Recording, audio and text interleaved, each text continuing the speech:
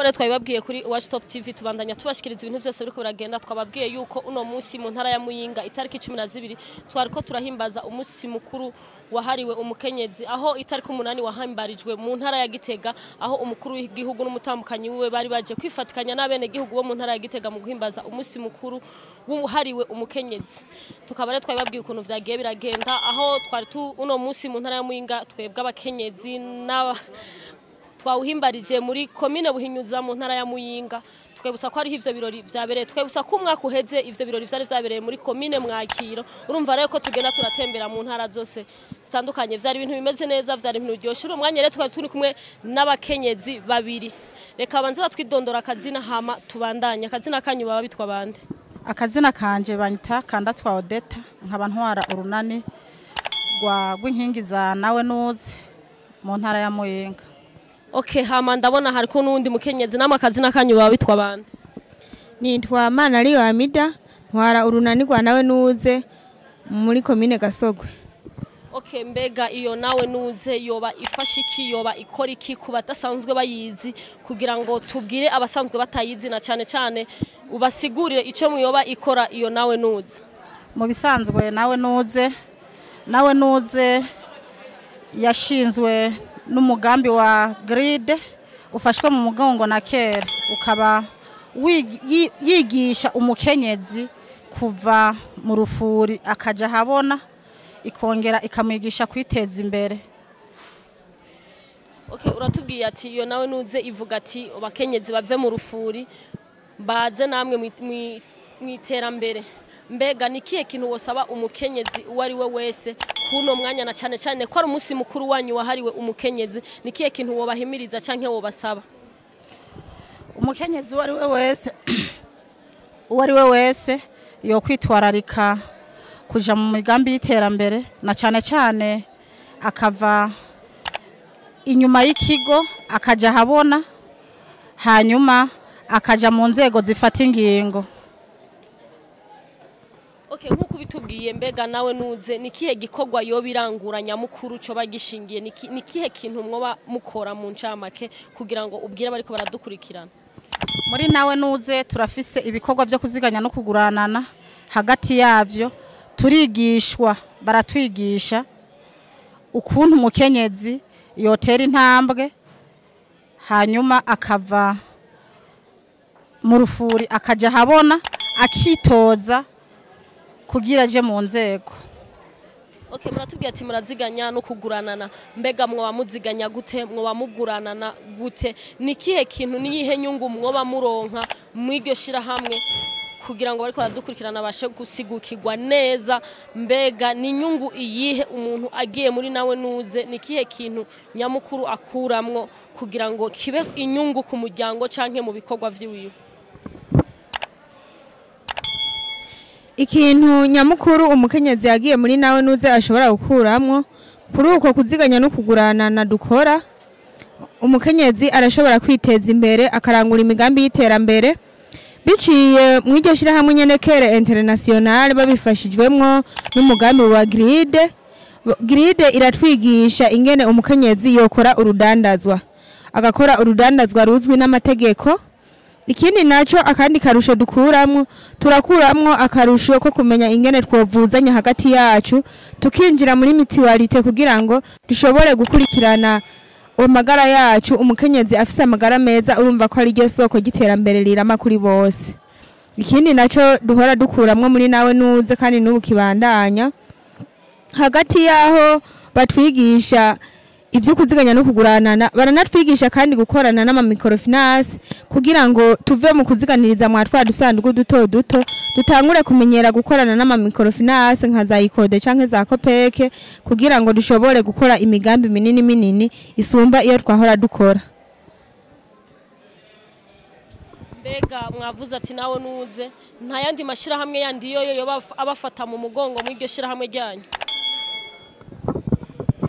Twebwe nawe nuze kugira twe tuyimenye ishira hamwe ridufata mu mugongo ryatangujwe n'ishira hamwe kere international abadufata mu mugongo kandi baza bakurikira mu mugambi bakoreshwa n'uwo mugambi ni GLID. Umugambi wa GLID rero niwo waciye ushinga nawe nuze abadutwara ku rwego rw'intara baraza gukurikirana mu makomine, kandi ndetse no mu makomine hariho inkingi. Nico gituma twe twabaye inkingi, batwise inkingi kubera inkingi ni ikintu gikomeye.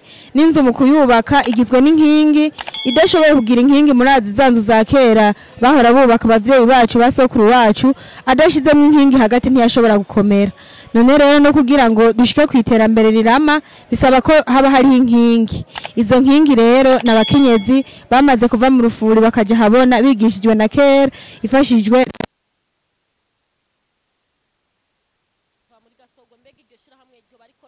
ya Muyinga muri komine Muyinga canke ryo barikorera igasogwe gusa kugira ngo abariko baradukurikirana nk'uwo bashaka kwinjira muri iryo shirahamwe avuga ati norisanga ngaha wo kuginjiramwo bisaba uce ngaha canke ivyo babisaba iki? Ishirahamwe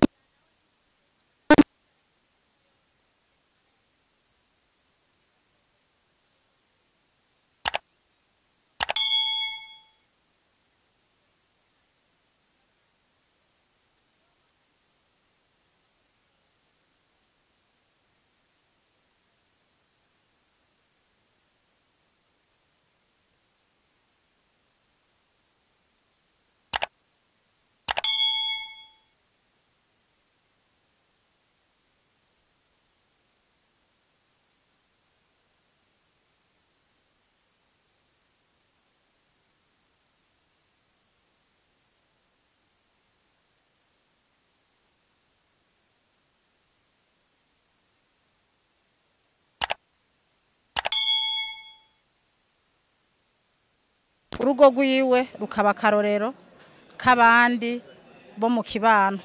Si ico gusa GLID yadutahuje mu mugambi wa GLID, sukuziganya no kugurana na gusa twarabonyemwo n'ibintu bijanye no kwigisha amabafatiye ku gitsina, aho ubu mukenyezi aserura ingorane zamushikiye mbere ataraja mu mugwi wo kuziganya no kugurana nawe nuze kere itaratwiyumvira, aho umukenyezi yashobora kugirirwa mabi ntiyigere abiserura ngo abibwire mugenzi we kugira kiri gikomere kiri ku mutima. Si ivyo gusa, ntibigisha abakenyezi gusa kubijanye n'amafatiye ku gitsina, ndetse n'abagabo ubu barabashizemwo kugira nabo babona ico abakenyezi twabacuze. Okay, murakoze cyane, ngira ngo kuriko baradukurikirana mwamaze kumva insiguro rya nawe nuze. Ngira ngo reno batera kamo namwe muje mu iryo shirahamwe, murumva ko ari shirahamwe ryiza ryo kuziganya no kugurana na rituma umukenyezi aboneka ko nawe ashoboye. Ngira ngo vyinshi babibabwiye rero, ngira ngo turabateye akamo rero mugire namwe ico mu iryo shirahamwe, turabahamagare ko namwe mwoja mu iryo shirahamwe, tukabibutsa ko no musi ari musi mukuru wahariwe abakenyezi, ariko n'abagabo ndabona baje kudushigikira, ibintu bimeze neza cyane. Tukabibutsa rero kuri Watch Top TV ko mwabandanya mugira like, mugira subscribe, eka mugira na partage, turi kumwe vyose birashoboka. Reka rero tubabwire umwe muri ayo mashirahamwe nawe ngira ngo agire ico atubwiye kuri vyinshi kw'iryo shirahamwe, na cyane cyane ko ngira ngo nawe yo bari muri barongoye iryo shirahamwe. Murahawe kazi. Akazina kanyu? Murakoze, nitwa Richard Niyokindi, nkaba ndi umuhuza bikorwa mu ishirahamwe rya GLID, mu mashirahamwe y'abakenyezi yo kwiteza imbere mu bijanye n'ubutunzi, imibano, amagara meza, hamwe kandi no kugwanya amabi afatiye ku gitsina.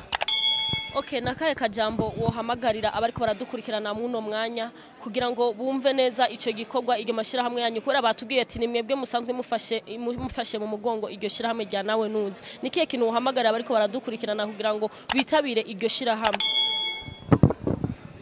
Uyu mugambi wa nawe nuze no mugambi washitse mu Burundi uzanywe n'ishyirahamwe mpuzamakungu international.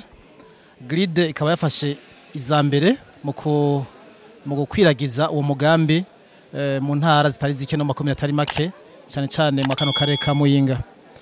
Rero intumbero yawo ya mbere kwari kugira ngo umukenyezi ashobore kugira icyo aterereye mu muryango, haba mu butunzi no mu ivyo bintu byose nadondaguye, kuko karahara mu ruganda ntibacura. Hari umuco kera uvuga ngo nta nkokazi ibika isaki hari, hanyuma abandi bakishira mutwe yuko umukenyezi azokwama ariko arasaba umugabo, ariko twagiye turabona mu vyigwa bihari ko bishoboka ko umukenyezi agira umwete mbere akimbura no gusumvya serugo.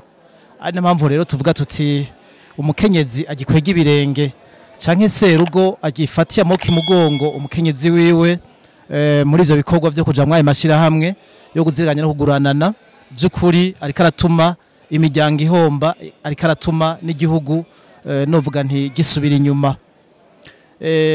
Icambere twovuga kuri aya mashirahamwe, iyo umukenyezi yashoboye kuyinjiramo neza, ibi bitwereka ni byinshi.